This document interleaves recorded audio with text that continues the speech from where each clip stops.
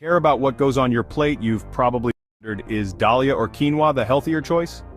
Let's clear up the confusion in just 90 seconds. First up, what exactly are we talking about? Dalia is simply broken wheat packed with fiber, some protein. It's a seed, not a grain, and it's earned a global reputation for being a complete protein. But here's the twist.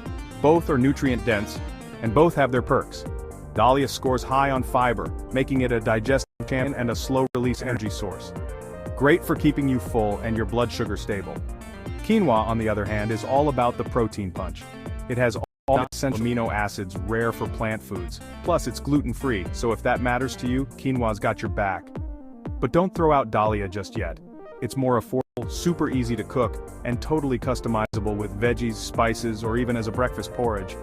Quinoa's nutty flavor is great, but sometimes you just want that comfort food vibe only Dalia delivers. So, which one wins? Honestly, there's no need to pick sides.